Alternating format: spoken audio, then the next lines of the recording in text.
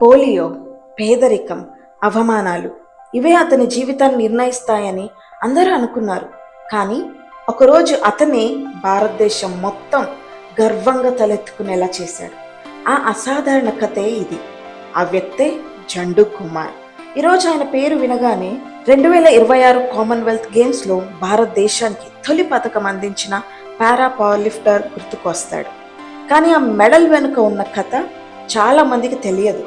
బీహార్లోని ఓ సాధారణ కుటుంబంలో జన్మించిన జండు కుమార్కు చిన్నప్పుడే పోలియో వచ్చింది. కొడుకు కోలుకోవాలని తల్లిదండ్రులు చేతిలో ఉన్నదంతా ఖర్చు చేశారు. కానీ పరిస్థితులు మాత్రం వాళ్ళకు అనుకూలంగా మారలేదు. ఆర్థిక ఇబ్బందులు, బాధ్యతలు ఇవన్నీ చిన్న వయసులోనే జండు కుమార్ భుజాలపై పడ్డాయి. కుటుంబానికి అండగా నిలవాలంటే పని చేయాల్సిందే. అందుకే కూరగాయలు అమ్మాడు, ఈ రిక్షా నడిపాడు. అదే సమయంలో తన కళను కూడా వదలలేదు.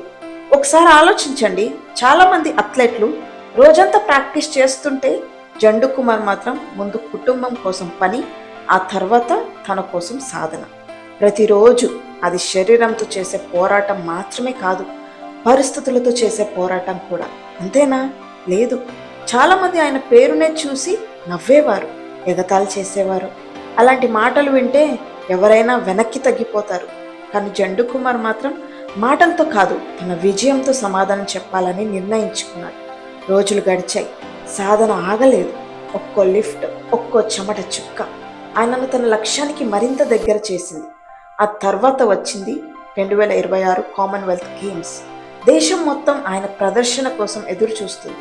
ముందు 181 కిలోలు, ఆ తర్వాత 190 కిలోలు ఉక్కు లాంటి ధైర్యంతో ఆ బరువులను విజయవంతంగా ఎత్తాడు. అంతే, భారతదేశానికి ఆ గేమ్స్లో తొలి పథకం అందించాడు. ఒక్కసారి ఆ క్షణాన్ని ఊహించండి.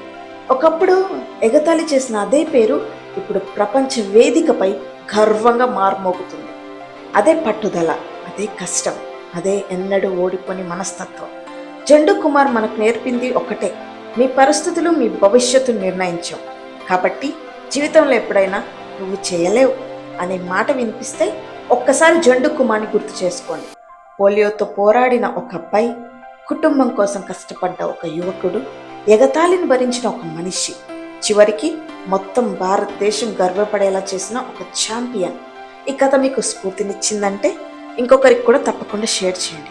ఇలాంటి నిజ జీవిత స్ఫూర్తిదాయక కథల కోసం మా ఛానల్ను తప్పకుండా సబ్స్క్రైబ్ చేయడం మర్చిపోవద్దు.